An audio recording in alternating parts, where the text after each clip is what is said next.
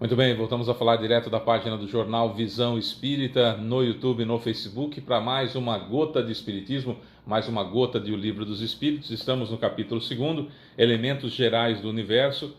A gente usa essa tradução aqui do Livro dos Espíritos, da editora M. Se você quiser acompanhar conosco, Conhecimento do Princípio das Coisas. Hoje nós vamos finalizar esse item com as questões número 19 e 20. Aqui nós vamos vendo, como eu disse no vídeo anterior, de ontem, nós vamos vendo uma crescente do bom senso do Kardec, fazendo perguntas que muitas vezes dá-se-nos até a impressão de que já foram feitas, mas tem um outro viés, uma outra forma de fazer, uma outra linha de raciocínio para que nós pensemos. Então, espírita, fé inabalável só é aquela que pode encarar a razão face a face em todas as épocas da humanidade. Não nos esqueçamos nunca disso, precisamos questionar, precisamos perguntar para entender aquilo que a doutrina espírita nos traz. Claro que hoje tem muito mais recursos, temos muito mais recursos da tecnologia, das descobertas, daquilo que a ciência avançou, né, de 1857 para agora, são muitos anos. Então a ciência avançou notadamente nos últimos 50 anos, a ciência avançou brutalmente. Claro que nós mantemos ainda, infelizmente, os resquícios da barbárie, mantemos ainda o nosso egoísmo e o nosso orgulho praticamente intactos, mas a tecnologia e o avanço como um todo da ciência, e agora se reaproximando da religião outra vez, nós temos uma condição de entender melhor aquilo que foi perguntado por Kardec. A gente vê que o Livro dos Espíritos nos tem muita informação para trazer, que nós ainda não apreendemos, e que para virem novas revelações precisamos primeiro entender essas corretamente e abandonar. Acredito eu que para que nova água entre em um copo, eu preciso tirar a antiga, né? Então, se eu sou um copo cheio de água, cheio de informações, preciso tirar um pouco dessa água para que entre nova, não é? Preciso pelo menos esvaziar um pouco esse copo para que novas informações cheguem, senão elas ficam transbordando o tempo todo e eu não sei quais que saem, se são só as novas, se são a antiga água, eu não sei. Vai caindo água no copo, pensa nessa metáfora, vai caindo água no copo que já está cheio, e aí vai demorar mais. Se eu me livrar dessa água e só receber a outra, vai ser melhor. É assim que acontece, por exemplo, quando eu venho de outra religião para o Espiritismo. Se eu venho com o copo cheio, eu vou tender a achar que tinha muita coisa boa naquela religião que o Espiritismo deveria abraçar, quando o Espiritismo, na realidade, traz uma nova forma de ver a religião, que é a religião científica e filosófica, né? Ciência com religião, com filosofia, que é o tríplice aspecto da doutrina espírita. Por isso a sequência das questões, até parecendo que são as mesmas, apenas de uma outra forma de se perguntar, que é justamente para testar os espíritos, para ver se são realmente espíritos evoluídos, qual é a resposta, se são dias diferentes, situações diferentes, médiuns diferentes, para que nós tenhamos a certeza dos fatos que são colocados no Livro dos Espíritos, como nós temos. Questão número 19. O homem não pode, por meio de investigações científicas, desvendar alguns dos segredos da natureza? Resposta. A ciência foi dada ao homem para que ele avançasse em todas as coisas, mas ele não pode ultrapassar os limites fixados por Deus. Nós falamos no vídeo anterior, e vamos pincelar rapidamente, o que são esses limites que Deus nos impõe. Limites pelas leis imutáveis, criadas por Deus desde que foi criado o universo, em que, por exemplo, há mundos primitivos, mundos de expiações e provas, esse é a Terra por enquanto, regeneração, que a Terra está por cruzar a linha demarcatória de provas e expiações para a regeneração, mundo feliz e mundo divino. Vamos usar essas divisões. Então, no planeta de provas e expiações, com os sentidos que nós temos, com a linguagem que nós temos, com a forma de entender as coisas como nós temos um limite de raciocínio, um limite para entender as coisas. Esse é o limite, não é que Deus olha e fala assim: então, eu não gostei desse povo que mora na Terra, eu vou limitar ele, não vou deixar eles, vou limitar ele por aqui, ó. Acabou, vai ficar limitado aqui. Não, não é nesse sentido, tá? Quanto mais é permitido ao homem, essa aqui é uma nota de Kardec, quanto mais é permitido ao homem mergulhar nesses mistérios, maior deve ser sua admiração pela força e a sabedoria do Criador. No entanto, seja por orgulho, seja por fraqueza, sua própria inteligência frequentemente o torna joguete da ilusão. Ele acumula sistema sobre sistema e a cada dia exibe quantos erros tomou por verdades e quantas verdades repeliu como se fossem erros. São outras tantas decepções para o seu orgulho. Aquilo que acontece, vamos brincar, por exemplo, com o ovo. O ovo até pouco tempo atrás era o inimigo do colesterol, agora não é mais, fazia mal comer ovo, agora tem que comer ovo. A proteína do ovo fazia mal, agora tem que comer proteína do ovo, porque senão não crescem os músculos. A ciência vai descobrindo uma coisa aqui, outra ali e tal, né? Realmente esses equívocos vão ficando para trás, aos pouquinhos. Mas repito o que disse no vídeo anterior. Precisamos estudar, precisamos estar atentos às informações, à fonte das informações. Qual é a fonte dessa informação? Como que essa informação chegou até mim? Para que eu tenha certeza dos fatos e não seja joguete na mão daqueles que querem controlar pela desinformação. Nós estamos numa época de fake news. Pelo amor de Deus, cuidado.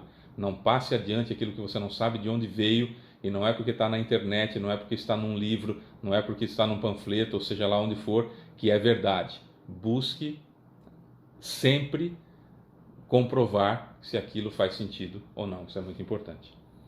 Questão número 20. Fora das investigações da ciência, o homem pode receber comunicações de uma ordem mais elevada sobre o que escapa ao testemunho dos sentidos? Na ciência a gente não consegue chegar. Tem como vir um espírito e soprar a solução da cura de um câncer, da cura da AIDS, da cura da Covid, ou seja lá do que for? Resposta: sim. Se Deus o julgar útil, pode revelar-lhe aquilo que a ciência não pode apreender. Agora um comentário de Kardec. É por meio dessas comunicações que o homem, dentro de certos limites, tem acesso ao conhecimento sobre seu passado e seu destino futuro.